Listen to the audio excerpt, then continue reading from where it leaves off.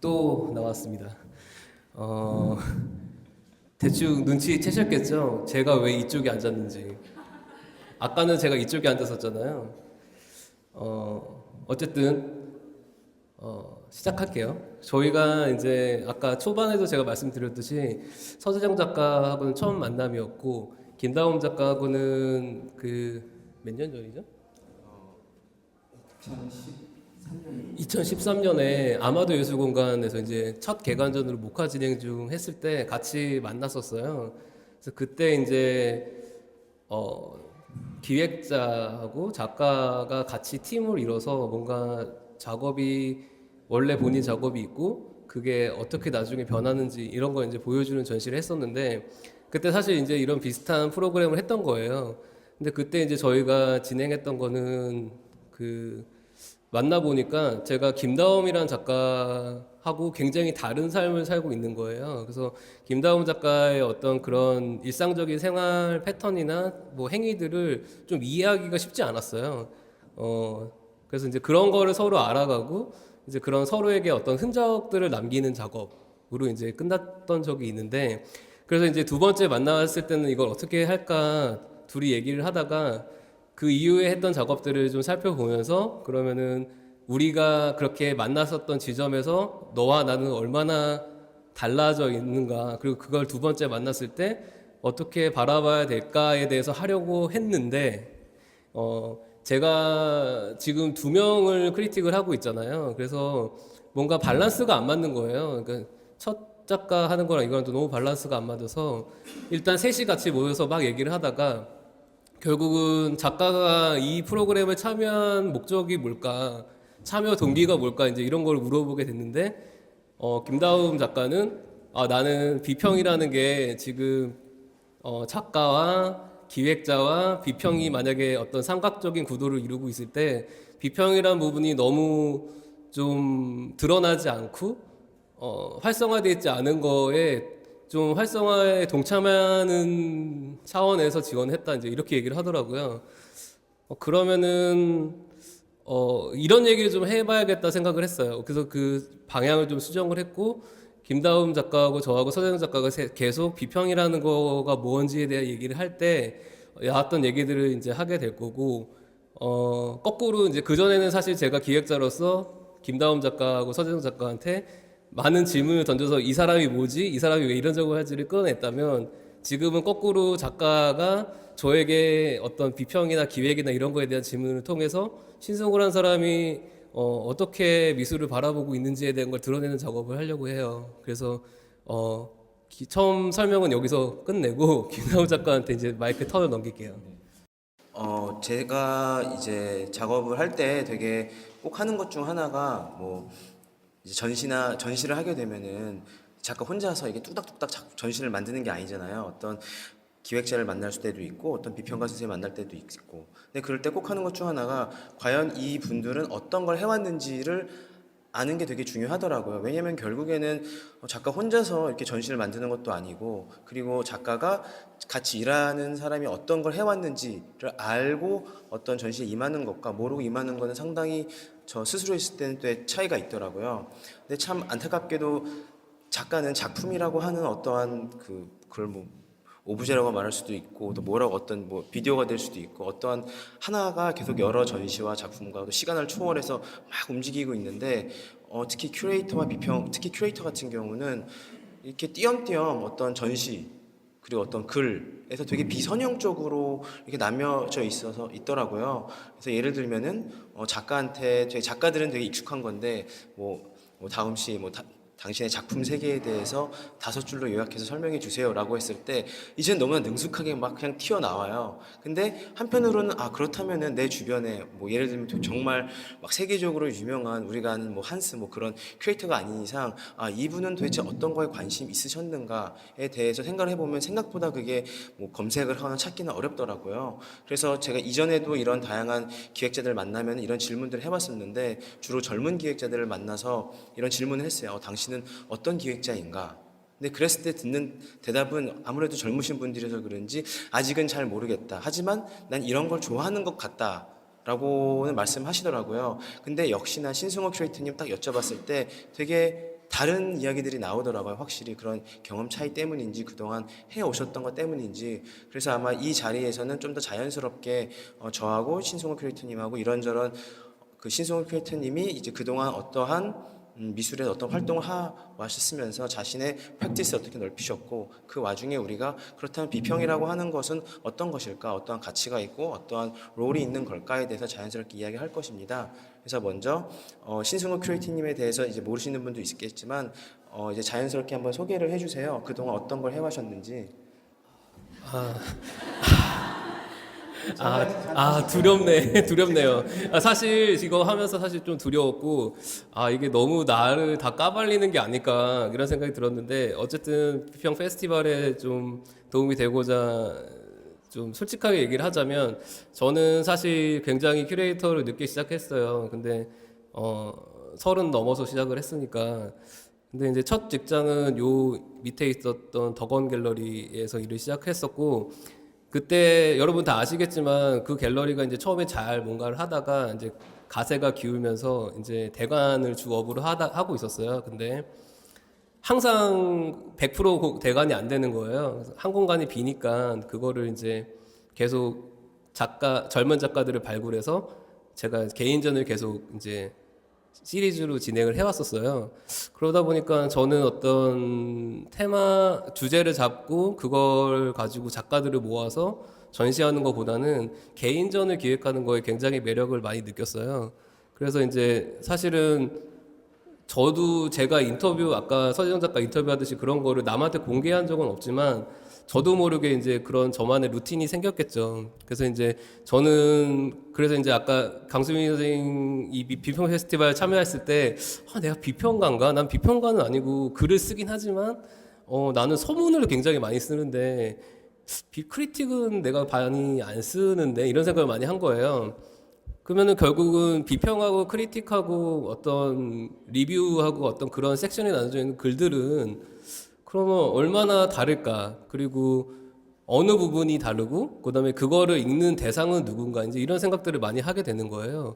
그러면 잠깐 한번 어떠한 글들 주로 쓰셨던 거죠? 뭐 리뷰가 있을 거고, 그다음에 비평 글이 있을 거고 그런 것들 한번. 주로 이제 서문을 많이 썼고 그다음에 이제 대부분 이제 제가 개인전을 많이 진행하다 보니까 지금 제가 있는 페리지 갤러리에서도 제가 다 서문을 쓰고 있는 상황이고 그 다음에 이제 미술 잡지에서 리뷰를 이제 청탁을 하면 리뷰들을 많이 썼었고, 그 다음에 이제 스튜디오나 어떤 이런 데서는 워크숍을 하니까 그때 이제 작가 만나서 글을 쓰는 걸 만약 비평이라고 한다면 이제 그 정도로 이제 글을 썼겠죠.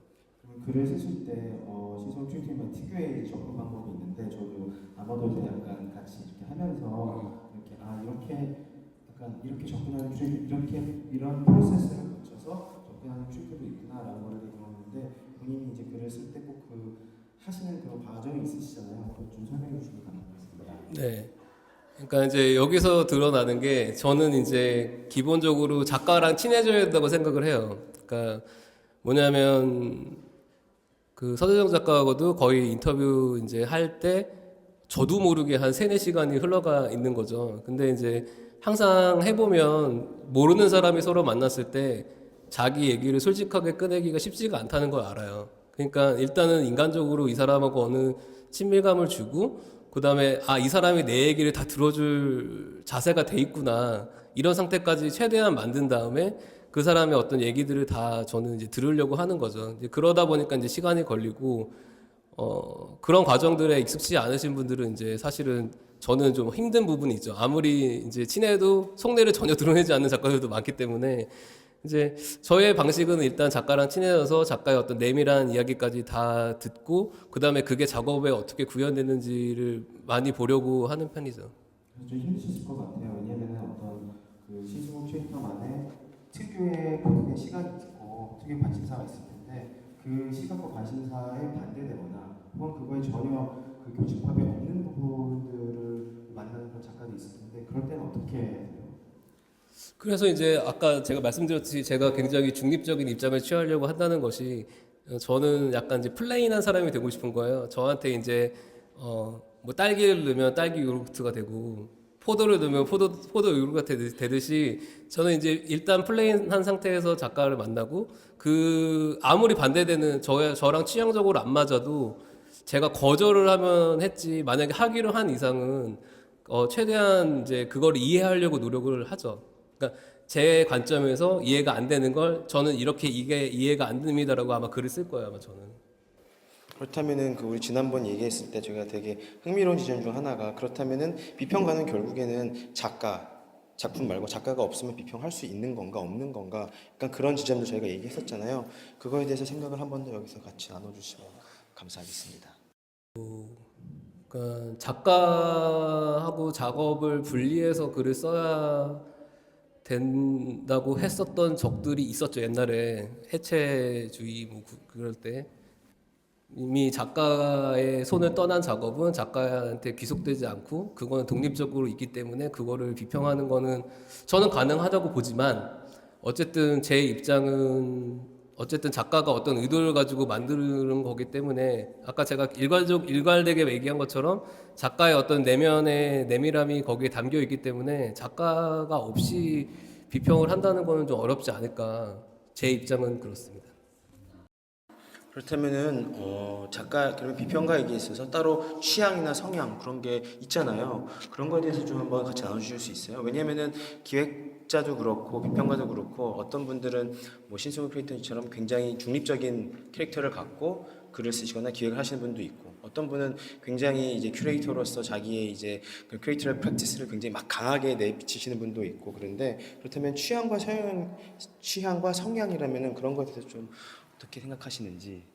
크리에이터가 아니라 비평가 아니에요? 비평가? 뭐 저는 이제 어쨌든 플레인하다고 주장을 하고 있지만 사실 사람이 어떻게 플레인할 수 있겠습니까?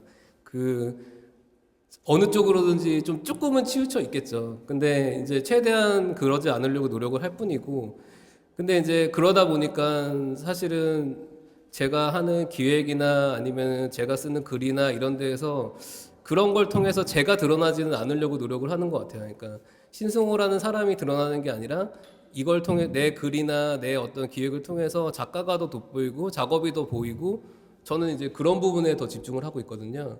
최대한 객관적이려고 하고 중립적인 위치를 잡으시려고 하는 거잖아요. 제가 아무래도 이제 미술사를 공부하다 보니까 부사 같은 걸 잘 안 쓰려고 그래요. 그러니까 뭐냐면 매우, 아주, 너무 뭐 이런 거 그리고 그런 어떤 뭔가 과한 표현, 어떤 치우친 표현 이런 걸 제가 잘 안 하려고 하거든요. 그러니까 아마 그런 것이 아마 저에게 어떤 성향이지 않을까 생각합니다. 아까 처음에 말씀하셨던 것처럼 미술사에서는 항상 작가들이 등장을 하잖아요. 그렇기 때문에 그 작가한테 좀 더 포커스를 하시려고 하시는 거고.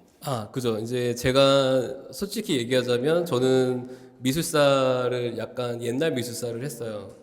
근데 이제 제가 이제 현장에서 일을 하게 된 이유는 이게 아무리 책을 읽고 뭔가 미술사적인 글은 계속 근거를 대야 되기 때문에 이제 그 객관적인 근거 사실 객관적이지 않죠. 다들 자기들의 의견인데 그걸 모아서 이제 어떤 저만의 글을 써야 되는데 이거는 작가가 있고 작가가 만들어낸 작품인데 작가는 이미 죽고 없는데 후대 사람들이 자꾸 추측만 하는 거예요. 근데 그 추측을 하다 보니까 결국은 어떤 작품 자체의 어떤 그런 의미가 남는 게 아니고 작품은 사라지고 그냥 그 논의만 남아 있는 거예요. 그래서 그게 너무 재미가 없고 나는 살아있는 작가한테 이거 왜 했는지 좀 물어봐야겠다.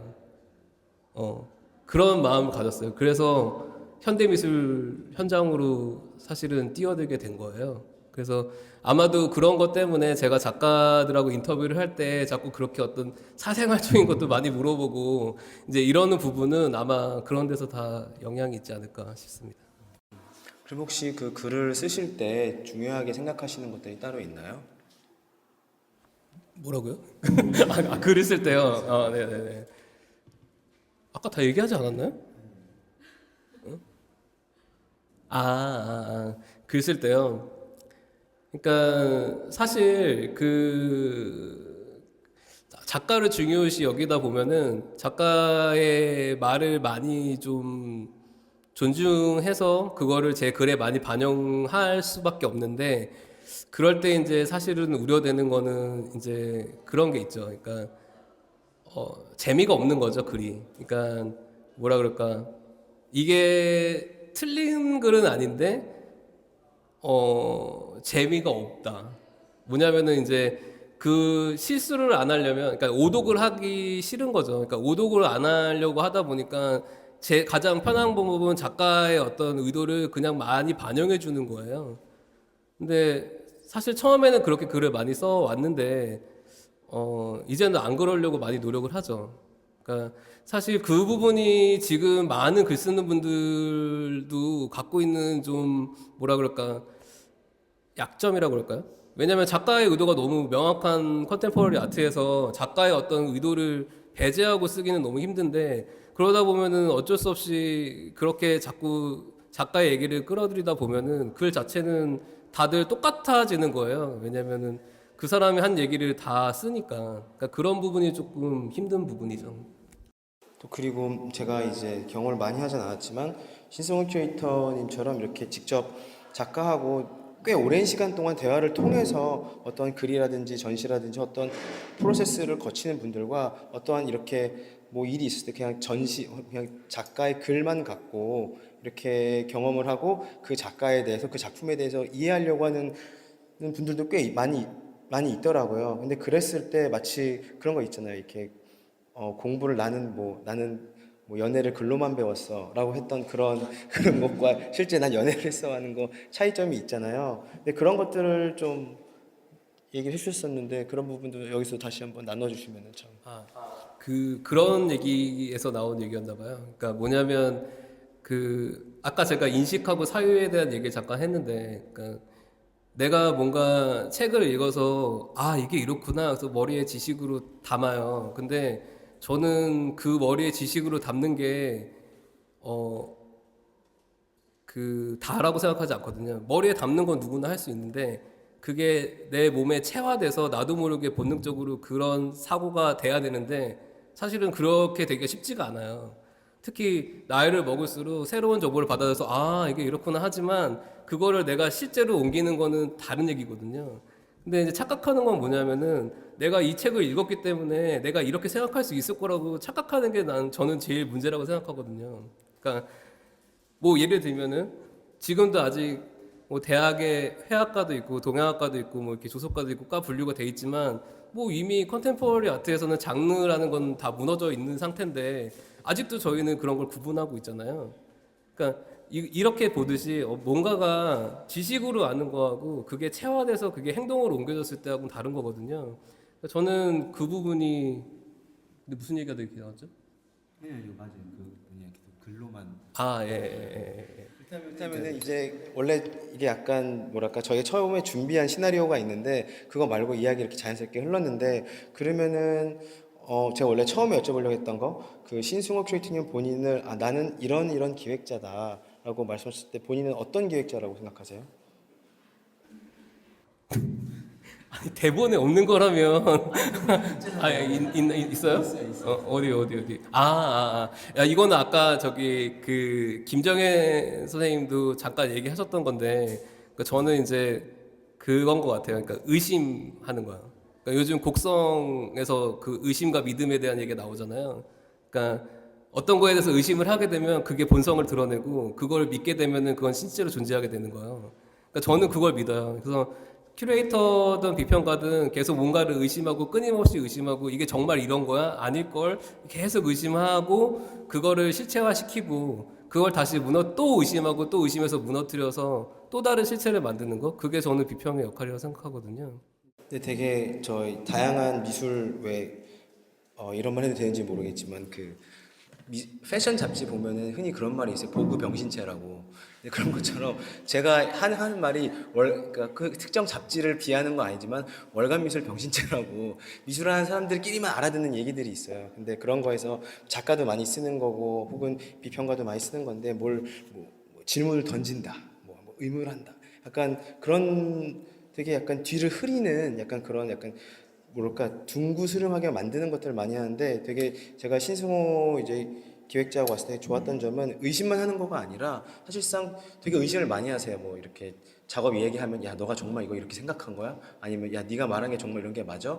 라고 하지만 의심으로 끝나는 게 아니라 일단 그 상태에서 저희가 어떤 이야기를 하고 혹은 그 작가가 어떠한 합일점을 내려고 했을 때 그 단계에서의 정답이라면 정답이랄까요? 아니면은 뭐랄까 한 마침표라면 마침표일까를 한번 딛고 그다음에 그걸 또다시 의심하는 약간 그 부분이 저는 되게 좋았었어요.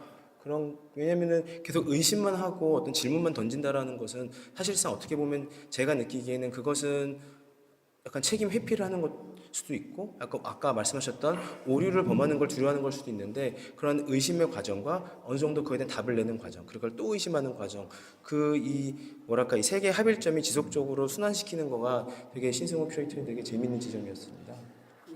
뭐 참고로 더 말씀을 이어서 얘기하자면 그 한국 지금 모르겠어요. 세계는 너무 크니까 그냥 한국 제가 알 수 있는 범위 내에서만 좀 얘기를 하자면 어떤 전시든 글이든 어떤 뭐 뭔가의 프로그램이든 정책이든 이런 것들이 어떤 아이디어를 통해서 시작하는 건 어렵지 않아요. 근데 그 시작이 뭔가 과정을 통해서 중간 결과를 내고 그 중간 결과에서 뭔가가 바뀌어서 다른 게 되고 이런 과정이 필요한데 지금 한국 전시나 이런 걸 보면은 시작의 어떤 아이디어는 굉장히 좋은데 그게 어떻게 돼서 그래서 어떤 결론을 가상이라도 아니면 이게 설사 가설이라 할지라도 그런 결론을 내는 걸 거의 본 적이 없어요. 그러니까 저는 사실은 그 부분은 굉장히 아쉬운 부분이라고 항상 생각하고 있어요. 그렇다면은 저희가 이제 이번 거의 마지막 질문으로서 약간 저희 참여하면서 처음에 들었던 의문이 그렇다면 이 비평 페스티벌에 대해서 그렇다면은 우리가 참여하는 게 어떤 걸까라고 하면서 또 다양한 이 비평의 가능성 그러면 어떻게 하면 우리 비평을 더 뭐랄까요 그 지속시킬 수 있는지에 대해서 얘기를 했었잖아요. 그래서 저 같은 경우는 이런 오늘 저희가 지금 참여하고 있는 이런 비평가 혹은 비평만을 위한 자리가 더 다양해져야 되고 그리고 이렇게 강수미 선생님처럼 되게 유명하시고 되게 멋지신 분이 기획하는 것도 있지만 이렇게 다른 저희 또래의 이런 뭐 저보다 어린 세대 혹은 더 윗세대 분들이 이런 좀 더 작은 저는 좀 아직은 저는 좀 소규모가 더 재밌는 것 같아요. 그런 다양한 그런 플랫폼도 있으면 좋겠다. 그리고 뭐 예를 들면은 오늘 했었던 것도 약간 비슷한 건데 약간 되게 한 작가의 작품을 봤을 때 어떤 뭐랄까요 약간 비평하게 아니라 비평을 하게 돼도 되게 그 작품이 사실은 굉장히 약간 너무 비평하는 그 글의 시간과 비평이 되는 그 작품의 시간이 생각보다 디스턴스가 많지 않다고 생각을 해요. 근데 그런 디스턴스 좀 늘리면 좀 재밌을 것 같고 오히려 다양한 비평 글들 그런 형식도 그렇고 그런 게 있으면 좋겠다라고 생각을 했고 이거 마블이에요? 아니 갑자기 오케이. 그러면은 예. 그 저는 이제 마지막으로 정리하자면은 그 어쨌든 저는 이게 모더레이터가 되게 중요하구나 이런 생각을 했어요. 왜냐면 제가 저기 앉아 있는데 제가 뭘 해야 되니까 다른 사람 얘기는 귀에 하나도 안 들어오는 거예요. 그래서 질문 시키면 안 되는데 나 지금 하나도 귀에 안 들어오는데 이런 생각을 했어요. 그러니까 다른 분들이 다른 방식으로 하는 건 가장 본인이 잘할 수 있는 방식으로 이걸 진행했다고 생각을 합니다. 저도 제가 가장 잘할 수 있는 방식이 이런 방식이었기 때문에 할 뿐이에요. 이게 저는 독특함으로 받아들여지지 않고 그냥 신승우라는 사람은 저런 사람이구나. 뭐 아까 유은순 비평가는 그런 스타일이구나. 이런 스타일을 존중해 줄 때 좀 더 다양한 비평이 나오지 않을까 그런 생각을 해요. 이게 뭐 법칙이 정해져 있는 게 아니니까. 그래서 결국 제 결론은 뭐냐면 어쨌든 작가하고 비평가가 어느 접점에서 만났을 때 서로에게 뭔가 저도 영향을 받았고요, 분명히. 저도 영향을 줬을 거라고 생각하는데 그랬을 때 이 사람들이 나중에 이 접점이 떨어져서 각자의 길을 갈 때 그 다음에 어느 접점에서 다시 만날지는 모르겠지만 내가 변하지 않고 아무것도 하지 않는다면은 저는 이 만났던 지점에 그대로 멈춰 있을 건데 분명히 움직이고 행동을 해야 저도 다시 움직여서 어느 순간에 이 작가들이랑 다시 만날 거라고 생각을 해요. 그래서 저는 어쨌든 비평이라는 것 또 기획이라는 게 다 똑같이 한 자리에 머물러 있으면 절대 안 되고 이거 계속 그거 하는 이유는 아까 제가 말씀드린 것처럼 의심 또 의심 또 의심 그 과정을 통해서 이런 접점이라는 잠깐의 결론을 내리고 그 다음에 또 다시 만나서 또 결론을 내리고 또 결론 내리고 이런 게 이제 그런 과정이 모였을 때 하나의 이제 큰 흐름이 보이지 않을까 생각해요. 그럼 아까 이제 그 한스 울리 오브리스트가 하는 그런 인터뷰 시리즈 같은 것도 읽어보면은 겹치는 내용이 계속 있어요. 왜냐면 솔직히 말하면 까먹거든요. 그 다음에 뭐 물어봤는지. 그러니까 또 똑같은 거 물어보고, 또 비슷한 거 물어보고. 근데 그런 것들을 보면, 아, 이게 결국은 어떤 흐름은 이렇게 한 10년, 15년 정도의 어떤 인터뷰를 통해서도 드러날 수 있겠구나. 이제 이런 생각을 하게 되죠. 되게 한스 얘가 되게 좋아온 예인 것 같은 게 그 인터뷰 보면은 정말 예를 들면은 제가 최근에 읽었던 게 올라프 엘리아슨이랑 그 한스 이 둘의 인터뷰 시리즈 책이었는데 90 몇 년도부터 최근 2000년까지 그냥 뭐 비행기에서 인터뷰한 것도 있고 올라프 스튜디오에서 얘기한 것도 있고 어디 독일 카페에서 이야기한 것도 있고 굉장히 오랜 시간에 걸쳐서 이 둘의 관계가 그리고 이 둘이 뭐 예를 들면 한스라고 하는 사람이 이 올라프라고 하는 아티스트를 이해하는 것 그리고 역으로 또 올라프가 이제 너가 이랬을 때 나 이런 얘기 했었지라고 하는 그 시간 지점이 저는 되게 좋았었어요. 그래서 결국에는 비평이라고 하는 것도 그리고 작업이라고 하는 것도 사실은 참 다행히 저희가 컨템포러리 아트를 하고 있기 때문에 둘 다 살아 있잖아요.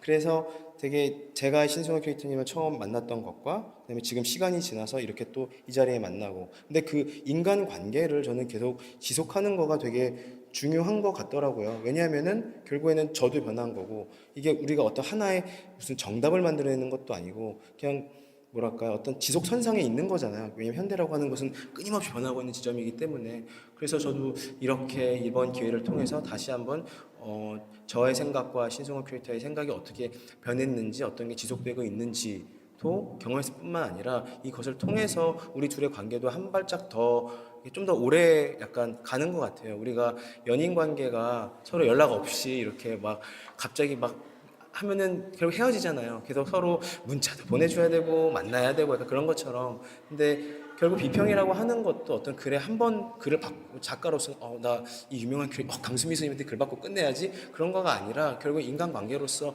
결국 그 결을 약간 겹치고 같이 키운다라고 할까? 약간 그렇게 생각을 해요. 그래서 이번 비평 페스티벌에도 참여하게 된 거고. 그래서 저희가 이제 질문을 받을 걸 두려워하기 때문에 저희가 질문을 드릴 거예요. 그러니까 뭐냐면은 이거는 비평가 분들한테 질문을 할게요. 그러니까 뭘 하려고 그랬지? 저 같은 경우는 그 옛날에 제가 쓴 글을 잘 안 읽어요. 왜냐하면은 보면은 고치고 싶거든요. 그 저만 그런 건지 아니면 다른 분들도 그런 건지 일단 그게 좀 궁금하고요. 두 번째는 저는 제 글이라는 게 그냥 소스라고 생각해요. 그러니까 어떤 사람은 그 글을 보고 어떤 정보를 얻어도 좋고 이 글이 마음에 안 들면은 뭐 영원히 사장되는 거고 이게 만약에 필요하다면 해체해서 자기가 원하는 대로 써도 되고 마치 작가들이 어떤 옛날 작업들 가지고 그 자기 작업에 아까 말씀하신 그 차용하거나 뭔가 도용은 아니구나 차용해서 사용하듯이 제 글도 그냥 어떤 작업이나 어떤 그런 글 중에 한 파편 부분 소스 저는 이렇게 생각하고 있거든요. 근데 다른 분들은 어떻게 생각하고 있는지 어떤 그런 생각이 좀 궁금하네요. 이 질문이 나왔던 이유가 그렇다면 왜냐면 비평물이라는 거 한 번 나오고 이렇게 끝나는 것만 아니라 작품도 작품을 한 번 하고 끝나는 게 아니라 다양한 전시를 통해서 그 작품의 결이라는 게 늘어나잖아요. 그렇다면은 그 얘기했던 거 비평 글을 어떻게 그 효용성이라든지 그 자체로서는 어떻게 지속 가능하게 만들 건가 만들어지는 건가에 대해서 저희가 의문을 가졌었거든요. 그래서 이거에 대해서 저희가 한번 역으로 저희 듣고 싶어서 또 예를 들면 뭐 저 같은 경우 제 작품 중에 자주 보는 편인데 절대 안 보신다고 하니까 다른 분들 어떠신지 얘기를 좀 해주시죠. 해주시면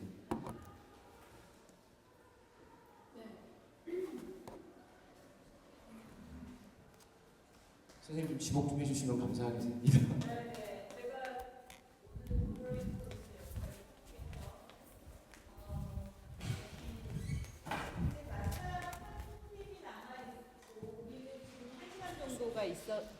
한 시간 정도가 남아 있어서 시간 여유가 있다고 생각합니다. 이렇게 이 비평 페스티벌에 갑하는 식으로 항상 얘기들을 집중하는 게 좋겠는데요. 제가 지금 두 분이 질문 던진 비평가는 자기 글을 어떻게 뭐 디벨롭을 하거나 사용하거나 유지하는가 뭐 이 질문인 것 같아요. 그거에 대해서 질문이 나왔으니까 먼저 답변들을 좀 듣겠습니다. 그 다음에 이제 나중에 제 얘기도 좀 하고 싶은데요. 네, 먼저 굉장히 이렇게 멋진 자세로 이렇게 앉아 계시는 장진택 비평가를 예. 그리고 제가 사실은 장진택 비평가 같은 경우 사실 뭐 아직 커리어가 많지 않은데도 불구하고 굉장히 많은 글을 썼다는 걸 제가 이렇게 글을 받아서 쓴 글들을 파일을 포트폴리오를 받아서 알고 있어서요. 그 어떻게 생각하시는지 자기 글에 대해서 어떻게 사용하고 그러시는지 좀 듣겠습니다.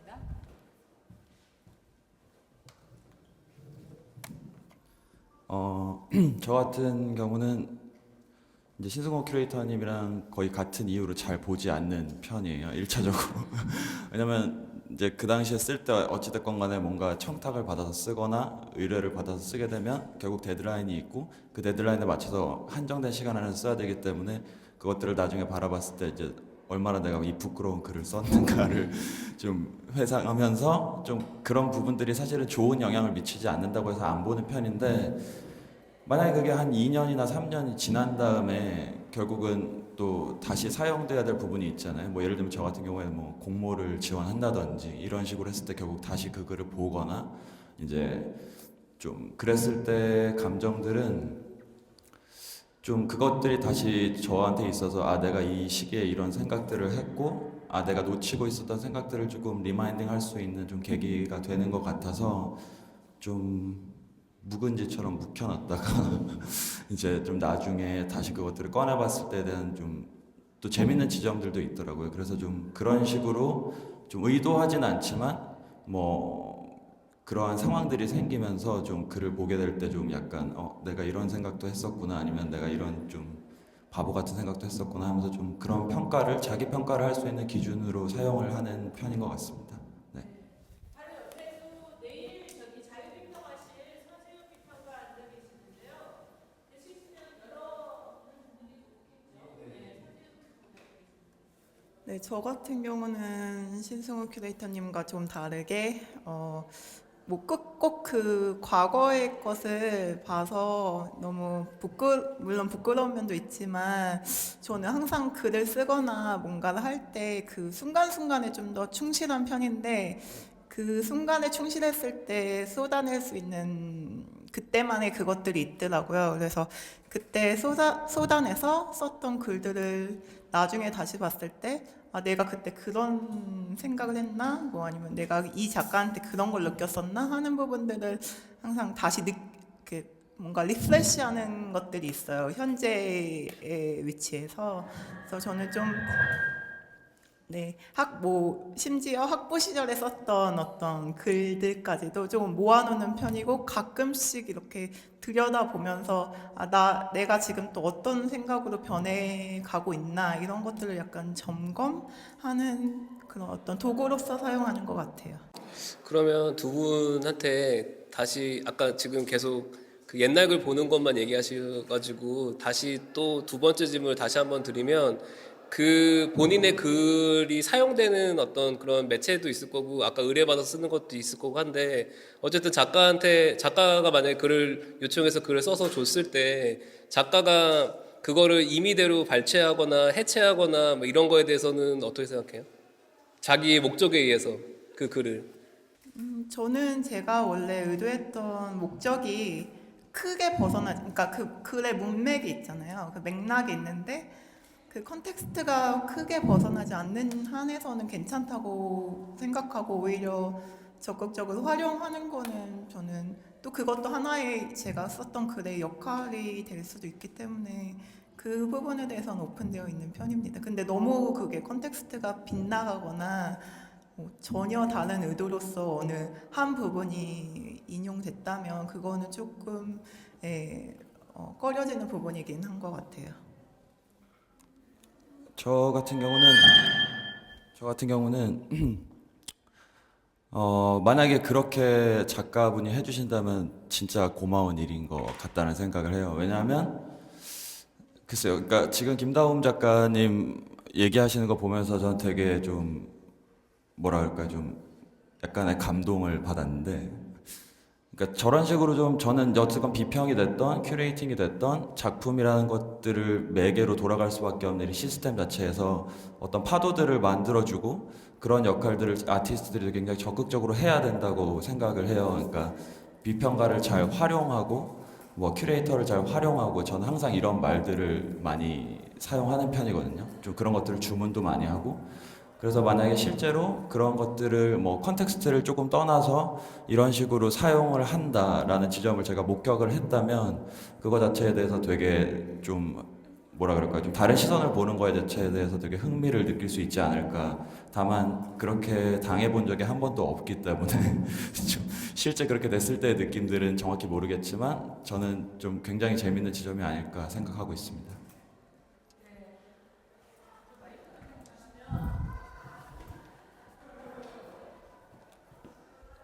네, 지금 굉장히 흥미로운 얘기들이 나오는데요. 뒤로 가서 이제 김정혜 비평가, 고윤정 비평가한테 짧게 이렇게 얘기를 길게 할 수는 없어서 두 분한테도 좀 더 듣고요. 또 유은순 비평가한테도 기왕에 얘기가 됐으니까 한 번씩 다 듣고 마지막으로 저도 하고 싶습니다. 네.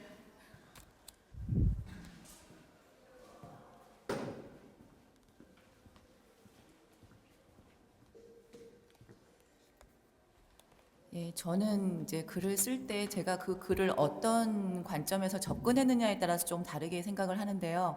내가 만약에 작가적인 입장에서 작가의 입장에서 그 글을 쓰기 시작했다면 저는 지나서는 그 글을 읽지 않아요. 그리고 다시 활용되는 것도 아니라고 생각을 하고요. 왜냐하면 제가 그 작가랑 그 대화를 하면서 느꼈던 그 시간에 저의 어떤 감정이 들어있을 것이고 그리고 그런 것들을 통해서 저의 생각이 아마도 작가에게 굉장히 많이 가까이 가 있을 거라고 생각하기 때문에 그건 제 것이 아니라고 생각을 해서 그건 아니고요.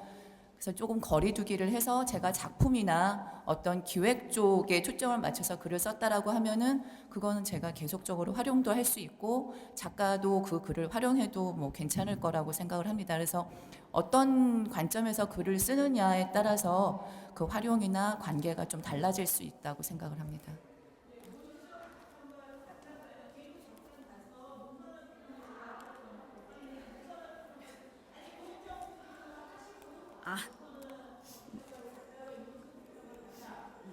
네. 알겠습니다. 동선 알겠습니다. 네. 아니 우선은 김다음 작가님 작품이 되게 원래 어려웠어가지고 그걸 어떻게 이 짧은 시간에 이해를 해야 될까 되게 두려움에 떨었었는데 이제 굉장히 다른 방향으로 전환이 돼서 재미있었고 저는 언제 제 글을 못 읽겠냐면은 프린트 됐을 때 못 읽겠더라고요. 오타가 보이거나 뭔가 틀리게 보였을까봐 떨려가지고 오히려 그때 제일 제 글을 읽기가 되게 무서웠던 것 같고요. 그리고 이제 발표 중에 되게 공감이 갔던 부분은 개인전 저도 전시 서문을 더 훨씬 많이 쓰고 비평글을 안 썼기 때문에 많이 쓰진 않았기 때문에 그 전시 서문 같은 경우에 그 어디까지가 이 작가를 드러내는 일이고 어디까지가 비평인지 그게 경계가 되게 모호할 때가 많아서 그런 부분이 항상 되게 조심스럽고 이제 비판은 하면 안 되는 그런 부분 내 식으로 읽어야 어디까지 읽어내야 되는지 항상 그런 부분이 좀 고민되는 부분이 있었는데 이제 그런 부분을 잘 얘기를 해주셔가지고 공감이 되는 부분이 있었고요. 그러면서 이제 드는 생각이 큐레이터적인 글쓰기랑 비평적인 글쓰기가 다른 건가 아니면은 같은 건데 조금 성격이 그냥 다른 건지 범주를 다르게 봐야 되는 건지 이제 그런 부분에 약간 다음 질문처럼 좀 생겼던 것 같습니다. 네. 그럼 이제 동선대로 문선한 평가에게. 네. 아마 근데 앞서 말씀해주신 분들의 이야기랑 다 비슷할 것 같아요. 저도 뭐 글을 쓰고 나면 당연히 이제 시간이 아주 조금만 지나도 좀 부족한 부분들이 당연히 보이고 하지만 이제 저는 그게 약간 작업이랑 비슷하다고 항상 생각을 하거든요. 그래서 사실은 많은 비판을 받을 수 있고 다양한 의견을 만들 수 있다면 전 그건 더 좋은 글이라고 생각하는 타입이기 때문에 저는 부끄럽지만 항상 그러니까 저는 부끄러워서 못 볼 때가 못 볼 때가 있진 않아요. 사실은 읽긴 읽으면서 이 부분을 더 디벨롭 해야 되는데 이렇게 생각을 하는 편이고, 뭐 다른 사람들의 비판에 대해서도 좀 가능한 마음을 많이 열려고 노력하는 편이고, 그리고 그냥 그러고 있고, 뭐 작가분들이 뭐 글을 이용을 한다고 하는 게 그렇지만 어쨌든 글을 쓴다고 할 경우에 그 출처만 명확하게 밝혀준다면 뭐 그 어느 부분까지가 제가 한 말이고 이런 부분만 밝혀준다면 다 오케이 하는 편이에요.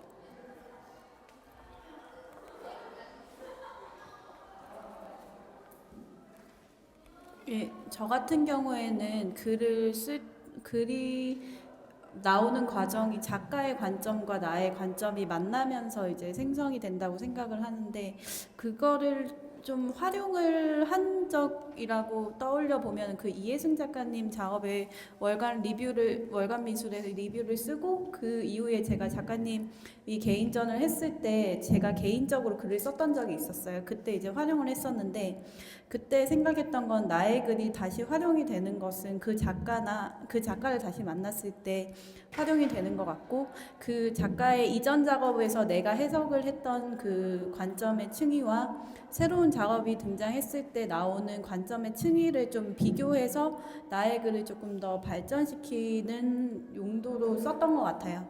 그리고 그 작가가 글을 활용하는 거에 대해서는 물론 저에게도 기쁜 일이라고 생각을 하고, 대신에 그 문선아 선생님 말처럼 그게 출처만 명확하다면은 문제가 되지 않을 것 같습니다.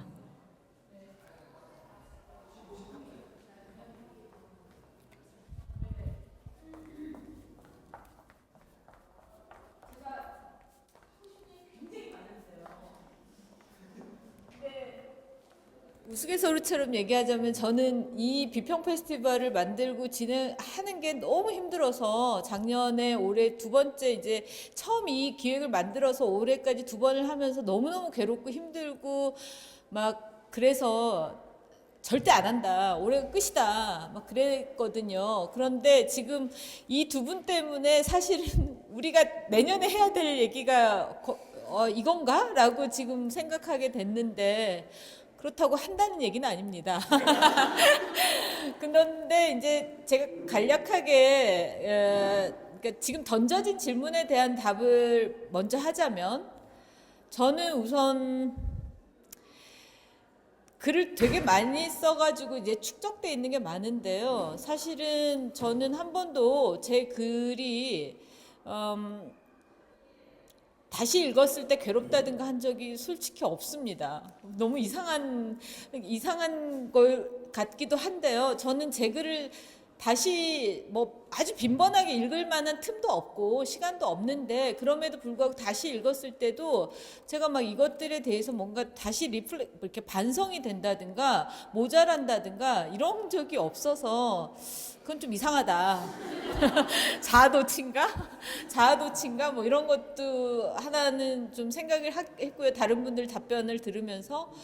그리고 다시 읽게 된다고 할 때도 되게 낯설게 읽게 되거나 아니면 누가 썼지라는 식의 되게 그런 게 좀 있었어요. 그러니까 못 알아봐서 누가 썼지가 아니라 이런 생각을 하는구나. 이 글의 어떤 그 자기 메커니즘 같은 것들에 대해서 생경하게 바라보게 되는, 뭐 약간 재수없는 얘기지만 이 글은 도대체 누가 썼죠? 뭐 이런 농담처럼 얘기하자면 그런 거 약간 제가 그건 있는 것 같습니다. 저는 글을 쓸 때 그 글 자체의 완결성이라는, 내가 쓴다가 아니라 글이 완결된다라고 하는 지점을 중시해서 지금도 다시 읽는다고 해도 생경하게 읽는다는 게 좀 제 솔직한 고백이고요. 두 번째는 제가 사실은 제가 제 글을 활용했다기보다는 많이 활용되는 경험을 했는데, 그때 가장 불쾌한 경험은 사실은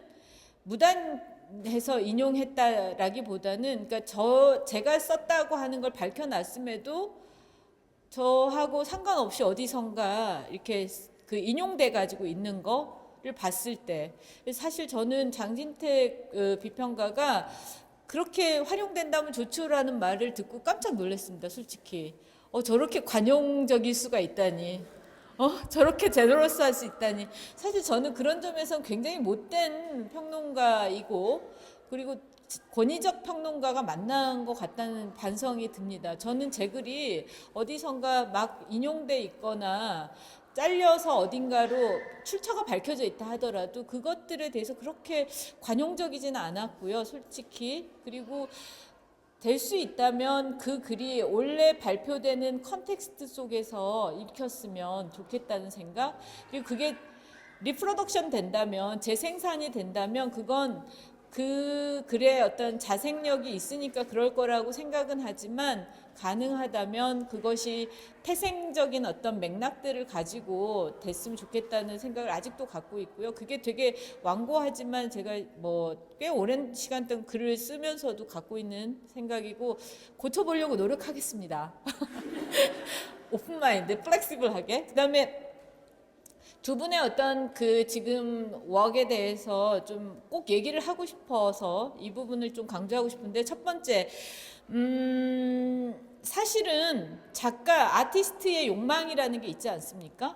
그 욕망은 사실은 이렇게 자기 작품을 프레젠테이션 할 수 있는 기회를 절대 놓치지 않아요. 제가 아는 99%의 아티스트는. 근데 김다움 작가는 놀랍게도 자신이 자기 작업을 프레젠테이션하고 크리틱을 받을 수 있는 기회를 과감하게 역전시켜가지고 비평가 내지는 큐레이터가 무슨 생각을 하는지를 들어보겠다로 사용했단 말이에요, 이 시간을. 저는 깜짝 놀랐습니다. 그리고 한편으로는 왜 나한테 이런 작가가 없었던 거야? 라는 생각? 그리고 왜 나에 대해서는 궁금해하지 않아? 뭐 이런 젤러시, 질투가 있었습니다. 그다음에 두 번째는 이런 식으로 작가가 비평가 내지는 큐레이터에게 접근해서 어프로치해서 그로부터 잡아낼 수 있는 굉장히 풍부한 것들이 있구나라는 생각을 했었고요. 그 지점에서는 이런 부분 있죠. 그러니까 작가가 생각하는 비평가라든가 큐레이터, 그 직업 모델이 아니라 사실은 개개인이 한 어떤 액티비티 아니면 워크 뭐 아니면 리저트, 그 결과물들 같은 것들이 사실은 공유돼야 되는데, 우리는 계속 당사자들을 빼놓고 계속 플랫폼 얘기하고 허브 얘기했던 거 아닌가라는 생각을 했습니다. 그래서 사실 더 프로페셔널해지고 어클로즈 할 필요가 있구나. 우리 안에서 이 비평 페스티벌은 그런 면에서 가야 되는 거라는 생각을 좀 하게 됐고요. 그 지점에서 사실 김다운 작가한테 정말 특별히 감사를 표하고 싶고, 그 다음에 여기 많은 작가와 큐레이터와 비평가들이 앉아 계시지만 사실은 그 비평 행위라는 건 완결된 게 아닌 만큼이나 또 사실 메소돌로지가 있잖아요. 방법론이. 그리고 아까 이제 신승호 비평가 같은 경우 이제 그 부분을 말씀하셨는데, 미술사를 전공했기 때문에 나는 부사를 쓰지 않는다. 뭐 이렇게 뭐 굉장히 다수 뭐 다양한 막 이런 얘기를 많이 쓰지 않는다라고 했는데, 그럼에도 불구하고 이 비평가 큐레이터한테 우리가 발견하게 되는 거는 자기의 관점, 자신이 어느 지점으로 가서 비평을 하고 싶거나 작가하고 마주치고 싶은지를 되게 분명하게 갖고 있다는 거. 그런 지점들은 되게 우리가 그러니까 중립적이거나 객관적이라는 거랑은 상관없이 갖게 되는 이 예술 영역의 되게 특수성이 아닌가, 그런 생각을 했습니다. 네, 제 얘기가 조금 길어졌는데요. 말하자면 비평이든 작업이든 간에 이 자리에서 역할만 바뀐다면 얼마든지 되게 다양하거나 플렉시블하게 될 수 있다라는 걸 보여주신 점에서 두 분의 발표를 굉장히 감사히 받겠습니다. 고맙습니다. 진짜 한마디만 더 해도 돼요? 뭐였냐면은 제가 아까 선생님께서 말씀하셨던 것처럼 저는 제가 말하는 것도 사실 중요하지만 이런 기회는 되게 없거든요. 어딜 오프닝을 가도 작가가 더 많고 이렇게 작가보다 더 많은 큐레이터와 비평가 있을 자리는 되게 흔치가 않은 것 같아요. 그래서 오히려 이런 자리가 많은 게 중요한 것 같고, 제가 정말 하고 싶었던, 궁금했던 것 중에 작가 말고 여기 비평가나 큐레이터 선생님들 중에 자기 홈페이지 있는 분 있으세요 혹시? 홈페이지 있는 사람? 저는 예, 저는 오히려 작가들은 자기 홈페이지가 다 있잖아요. 저는 이렇게 비평가 선생님들하고 기획자 선생님들도 본인 홈페이지 만들어서 이렇게 명함에다가 혹은 이렇게 뭐 페이스북이나 올려서 이렇게 또 다른 동료 기획자나 또 다른 동료 작가들이 같이 볼 수 있게 하는 게 전 되게 중요하다고 생각을 해요. 왜냐하면은 그래야지만 우리가 정말 한스가 아닌 이상 구글에 치면 안 나오거든요. 제 이름 쳐봤자 안 나와요. 사실 정말 그렇게 유명한 사람 아니면 안 나오는데 그렇게 이 사람이 내가 어떤 걸 해왔다는 것을 모아주는 것이 저는 되게 중요하다고 생각을 하거든요. 그래야지만 또 다른 같이 뭐 전시를 하거나 같이 뭐 이 사람에 관심이 있을 뭐 신승호라고 하는 큐레이터에 궁금한 분이 이 사람은 어떤 걸 해왔지라는 거 했을 때 그런 거를 접속하고 그런 거를 이제 알 수 있게끔 만들어주는 어떻게 보면 시작점이 될 수 있는 것 같거든요. 그게 우리가 웹페이지라는 말을 쓰는데 정말 그 페이지의 첫 장일 것 같아요. 그래서 여기 계신 선생님들 다 오늘도 되게 멋진 글들과 어제 오늘 그리고 내일까지 하실 텐데 그러한 글들을 다 홈페이지에다 정리해서 올리시는 게 저는 되게 뭐랄까요, 좀 더 우리나라의 비평계에서 되게 좀 더 활성화하고 좀 더 살찌우고 그런 거가 아닐까 싶습니다. 저도 마지막으로 한 말씀 드리면 아까 저기 비평가 분께서 그 김다운 작가 작업이 어려운데 저걸 어떻게 풀었을까 이게 궁금하시다고 말씀하셔서 말씀드리는데 사실은 요게 이제 저희 지금 하는 대본이고요. 요거는 그 작업에 대한 비평글이에요. 그러니까 사실은 이 작업을 했다가 저희가 미팅한 다음에 이제 이런 방식으로 바꿨기 때문에 사실 작업에 대한 글이 있어요. 그래서 이거는 제가 강수 선생님한테 약간 양해를 얻고 그 어쨌든 본인이 자기 작업을 프레젠테이션 할 수 있는 기회가 있었음에도 이제 저의 의도에 따라서 이렇게 해줬기 때문에 요 글을 좀 실었으면 좋겠어서 아까 잠깐 말씀을 드렸거든요. 그래서 그런 부분에서 좀 읽어보시면 도움이 되지 않을까 생각합니다. 네, 감사합니다.